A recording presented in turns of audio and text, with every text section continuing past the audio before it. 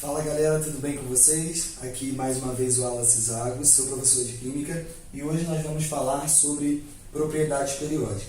As propriedades periódicas são as propriedades que variam de elemento para elemento, de acordo com a posição desses elementos na tabela periódica. Ou seja, elas têm tudo a ver então com o número atômico, com a carga nuclear dos átomos de todos esses elementos que estão na tabela, tá? A primeira propriedade seria o raio atômico. O que é o raio atômico? O raio atômico nada mais é que a distância do núcleo até a última camada energética desse átomo, até a camada de valência.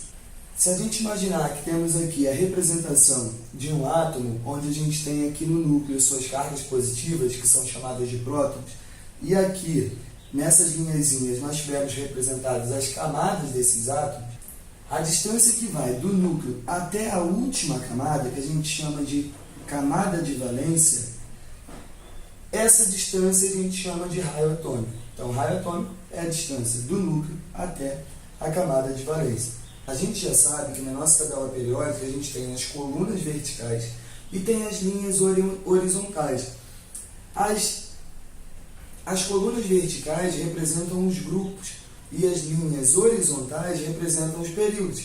E aí a gente já viu que no primeiro período, por exemplo, a gente tem os elementos cujos átomos possuem apenas uma camada.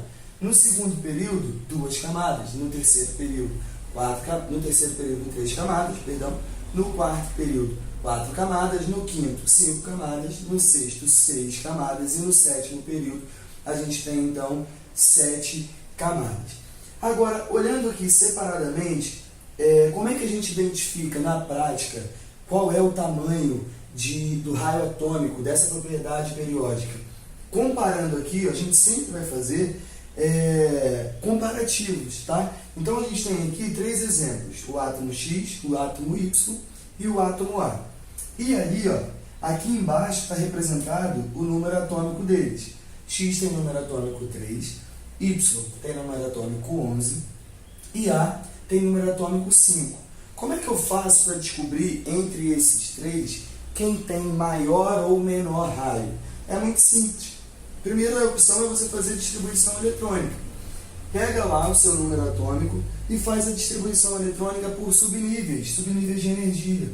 Nesse caso aqui, como o meu número atômico é 3 e o meu átomo é neutro, não tem carga nenhuma aqui em cima, a gente pode concluir que o número de elétrons é igual ao número de prótons.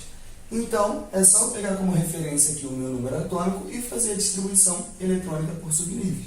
Ficaria da seguinte maneira: 1s2, 2s1. Então, a gente já tem aqui um total de 3 elétrons. Então, aqui a gente finaliza a nossa distribuição eletrônica. Já para o átomo Y, tem 11 prótons. Como é que ficaria? 1s2, 2s2, 2p6, 3s1. Termina aqui porque 2 mais 2, 4, mais 6, 10, mais 1, 11. Por último, o átomo A. 1s2, 2s2, 2p1. 2 mais 2, 4, mais 1, 5 elétrons, bate ali certinho com o número atômico do átomo A. Como eu falei para vocês, a gente compara 2 ou mais átomos para saber quem é que tem um raio maior ou raio menor.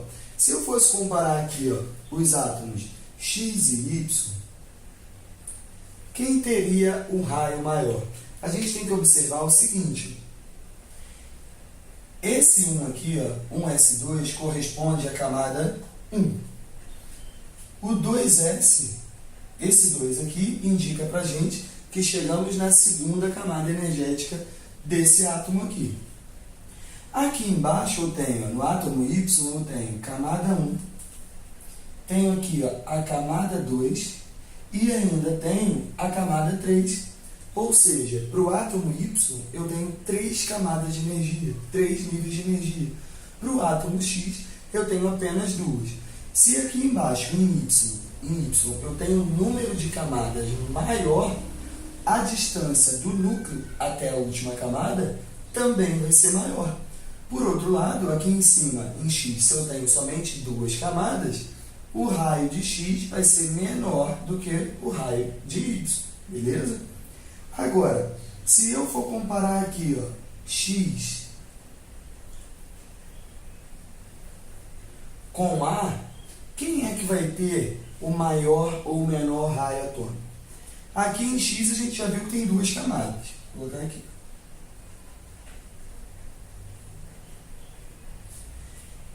Em Y, vamos verificar agora.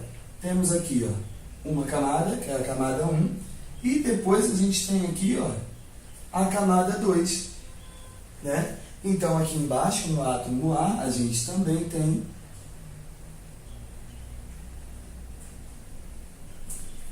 duas camadas. E agora, como é que a gente resolve isso? Quando isso acontece, eu tenho aqui, ó, dois átomos de elementos que se encontram no mesmo período. Quando isso acontecer, a gente vai ter que fazer... Quando isso acontecer, a gente tem que observar a quantidade de prótons que cada um deles tem no núcleo. Aqui em cima, eu tenho X com 3 prótons. Aqui embaixo, eu tenho A com... Perdão, aqui embaixo, eu tenho A com 5 prótons. Aquele que tiver uma quantidade de prótons maior no núcleo é o que vai ter o raio menor. Por quê? Se eu tenho aqui, ó, um átomo, o átomo X, com 3 prótons no núcleo e 2 camadas.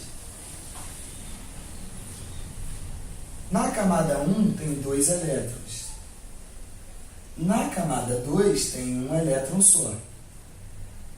Isso aqui seria a representação do átomo X. Agora, pensa comigo aqui, ó, no átomo A. Eu tenho um átomo A, número atômico 5, então eu tenho 5 prótons. Também tenho 2 camadas, camada 1 e camada 2. Na camada 1 eu tenho 2 elétrons, e na camada 2 eu tenho, ó, 3 elétrons. Aqui, gente, eu tenho os subníveis S e o subnível P, ambos da segunda camada. Esse índice aqui, ó, esse número que vem na frente, vai indicar para a gente qual é o nível de energia ou a camada eletrônica. Então, se ele se repete aqui na distribuição eletrônica, eu tenho que somar o número de elétrons que estão em cada subnível ali, tá? Então, aqui eu vou ter 3 elétrons, 2 mais 1, 3, em qual camada? Na segunda camada. Então, na segunda camada aqui eu tenho 3 elétrons. Esse núcleo, gente, com carga positiva, ele exerce uma força de atração sobre os elétrons na eletrosfera que tem carga negativa. Ou seja, isso aqui está atraindo a eletrosfera para próxima do núcleo. Aqui embaixo, a mesma coisa. Quanto mais partículas positivas eu tiver no núcleo, mais forte vai ser essa força de atração. Então, a tendência é que quanto mais partículas positivas eu tiver no núcleo, ou seja, quanto maior for a carga nuclear, mais atraída pelo núcleo a eletrosfera estará. E se a eletrosfera está muito atraída pelo núcleo, essa distância acaba diminuindo. Então, para átomos de elementos que encontram-se no mesmo período, ou seja, possuem o mesmo número de camadas, quanto maior for o número atômico, menor vai ser o raio. Beleza? Agora, só voltando aqui, ó, comparando X e Y, eles são átomos que estão no mesmo grupo ou mesma família. Estão nas colunas verticais. Nas famílias ou grupos, quanto mais para baixo você tiver, maior vai ser o número de camadas. Lembra? Primeiro período, 1 camada. Segundo período, 2 camadas. Terceiro período, 3 camadas e assim sucessivamente. Então, quanto mais para baixo você estiver descendo na tabela periódica, o número de camadas vai aumentando. Se o número de camadas aumenta, a distância do núcleo até a última camada, consequentemente, também aumenta. E se essa distância aumenta, a gente está aumentando o quê? O raio atômico. Então, numa mesma família ou no mesmo grupo, que é como é chamado agora, né? no mesmo grupo, quanto mais para baixo você tiver, maior é o raio. Agora, no mesmo período, ou seja, na mesma linha horizontal, quanto mais para a esquerda você tiver, maior vai ser o raio. Por quê? Lembram que a tabela periódica ela é organizada em ordem crescente de número atômico e massa atômica? Você começa aqui ó, com o número atômico 1, aqui o 2, vem para a linha de baixo 3, 4, 5, 6. Então, quanto mais para a direita da tabela você está, o número atômico está crescendo. Se o número atômico cresce, o raio acaba diminuindo, lembra? Porque você tem mais cargas positivas. Então, no mesmo período, quanto mais para a direita, menor o raio. Quanto mais para a esquerda, maior o raio. Por isso que na apostila de vocês, ou nos livros, vem representado assim. O raio atômico ele cresce de cima para baixo e cresce da direita para a esquerda. Por quê? Aqui, conforme você vai descendo, aumenta o número de camadas, então o raio aumenta. E no mesmo período, da direita para a esquerda, o raio também aumenta. Por quê? Porque daqui para cá, o número atômico diminui. Se o número atômico diminui, o raio atômico aumenta. A gente também já viu que um átomo ele pode perder ou ganhar elétrons. Quando ele perde ou ganha elétrons, isso impacta direto no raio atômico. Tá? E aí a gente passa a chamar de raio iônico, já que o átomo que perde ou ganha elétrons a gente chama de íons, então agora a propriedade a gente passa a chamar de raio iônico. Aqui nós temos um átomo neutro, e aí por um motivo qualquer é retirado um elétron dele. Aqui a gente tem no átomo neutro representado 3 camadas. Na última camada ele está apenas com um elétron. Se por um motivo qualquer ele perde esse elétron, essa camada ela deixa de existir, né? Ela fica vazia. Então eu passo a ter um átomo apenas com 2 camadas. Se a gente tem um átomo com 2 camadas, depois de ele perder um elétron, essa distância do núcleo até a última camada ela vai diminuir. Se a distância diminui, o raio é menor. Então, o raio de um cátion, ou seja, o raio de um átomo que perdeu o elétron, ele vai ser sempre menor que o raio de um átomo neutro. Em contrapartida, gente, o contrário também acontece. Se a gente parte de um átomo neutro e ele ganha elétrons, o raio atômico, que agora passa a ser raio iônico, ele vai aumentar.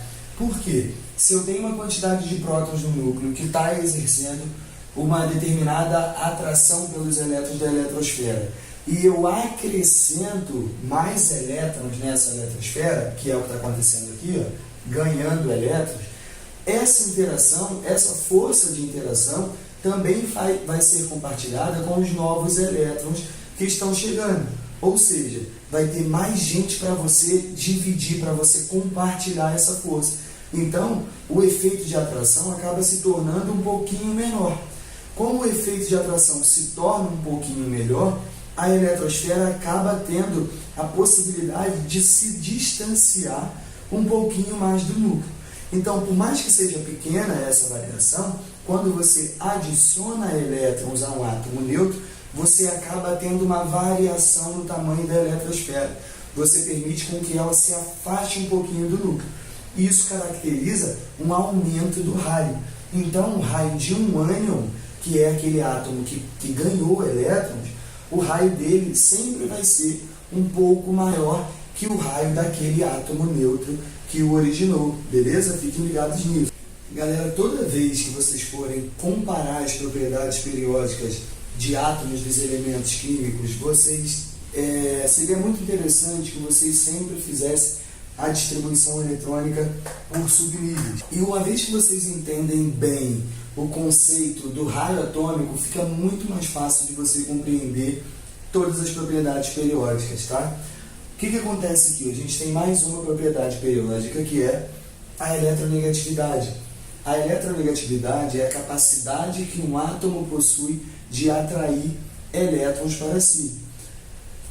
Os átomos eles querem adquirir a configuração eletrônica de um gás nobre, ou seja, possuir 8 elétrons na última camada, na camada de valência. Então, é muito mais fácil o flúor atrair esse elétron do que o cloro atrair esse elétron. Por quê? Lembra que a atração é feita pelo núcleo? Se você tem um átomo aqui, ó, que tem apenas duas camadas, querendo receber um elétron, e você tem ali na briga com ele um átomo que também está querendo muito um elétron, mas esse átomo tem 3 camadas, vai ser muito mais fácil para o flúor, que tem apenas 2, conseguir atrair esse elétron, né?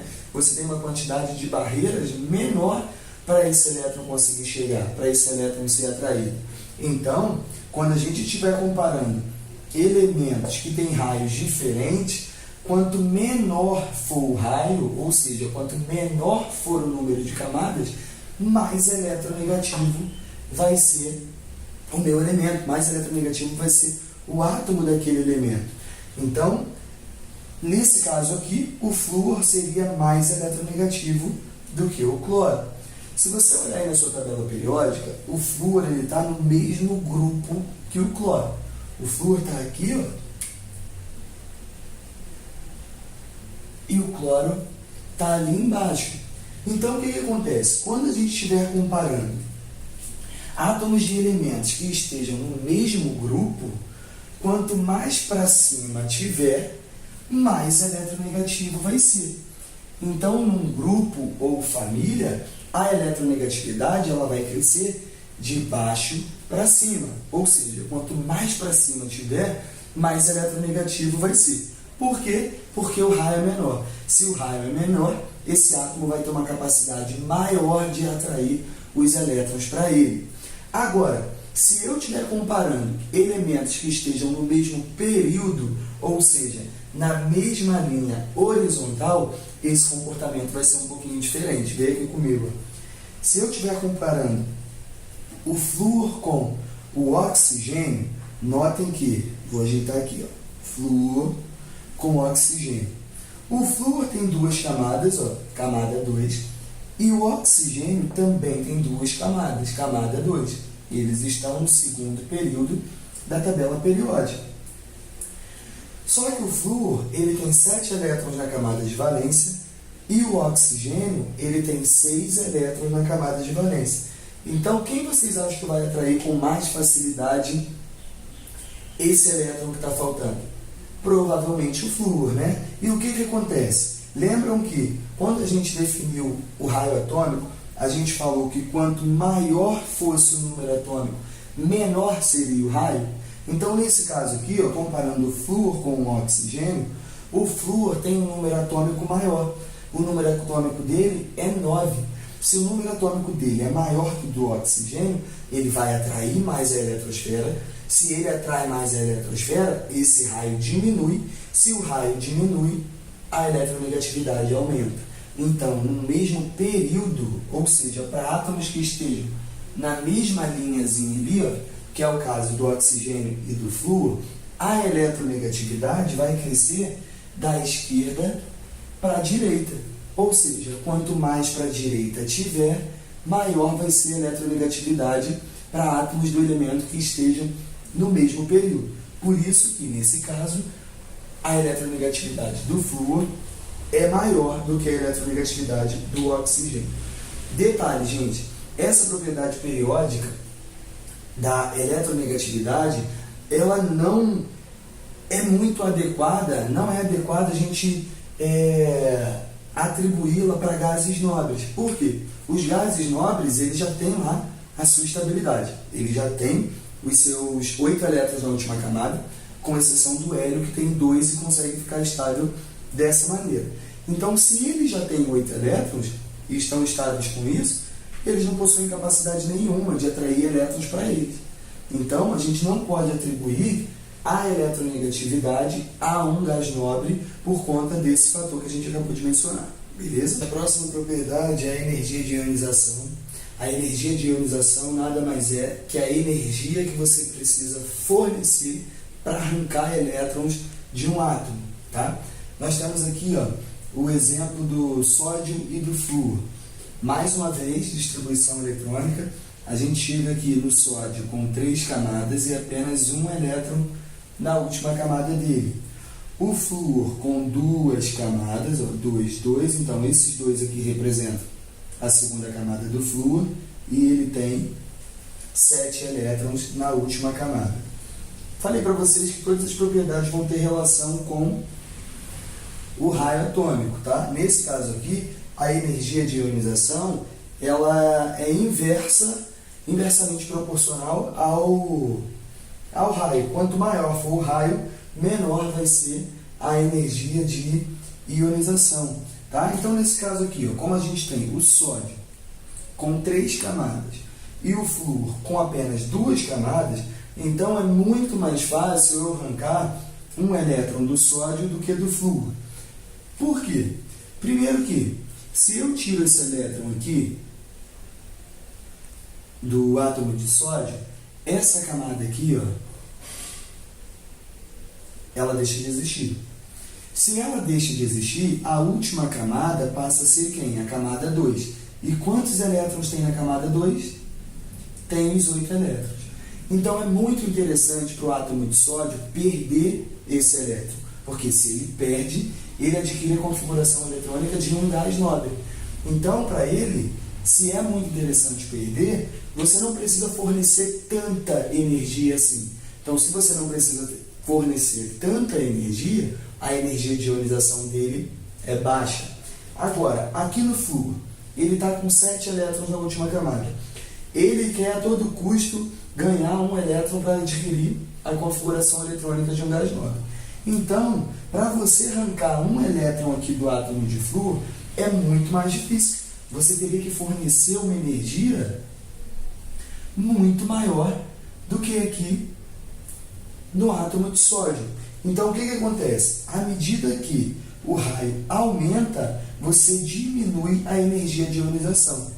Entendeu? Nesse caso aqui do sódio, a gente tem 3 camadas e no átomo de flúor a gente tem 2 camadas. Aqui em cima, então, o raio é maior. Se o raio é maior, a energia de ionização é pequena. Por quê? Está mais afastado do núcleo, então é mais fácil você retirar aquele elétron. Gente, para fechar, eletropositividade e eletroafinidade. A eletropositividade, como o próprio nome sugere, capacidade que um átomo tem de doar elétrons. Ela é o inverso da eletronegatividade. Então, como é que vai funcionar? Quanto maior for o raio, mais eletropositivo será aquele átomo. Por quê? Se ele tem um raio muito grande, ou seja, se o elétron da camada de valência está muito afastado do núcleo, ele tem uma facilidade muito grande para doar esse elétron, já que ele não está se sentindo tão atraído pelo núcleo. Então, quanto maior for o raio, mais eletropositivo esse átomo será. E o contrário também é verdadeiro. E por último, a eletroafinidade, energia liberada por um átomo quando ele recebe um elétron. Quando o átomo recebe um elétron, ele libera energia. E aí a eletroafinidade vai se comportar da mesma maneira que a eletronegatividade, né? Nos grupos ela vai crescer de baixo para cima e nos períodos ela vai crescer da esquerda para a direita. Quanto menor for o raio, maior vai ser a afinidade eletrônica. Então, se o teu átomo for pequenininho, ele recebe um elétron, ele vai emitir uma quantidade de energia, normalmente na forma de calor, uma quantidade de energia muito alta, tá? Essa energia que é liberada quando um átomo recebe um elétron, a gente chama de eletroafinidade e ela se comporta da mesma maneira que a eletronegatividade. Beleza, gente? Espero que vocês tenham gostado. Se tiver alguma dúvida, deixa aqui nos comentários ou manda uma mensagem pra gente, que aí eu vou te responder assim que eu puder, falou? Obrigado e até a próxima.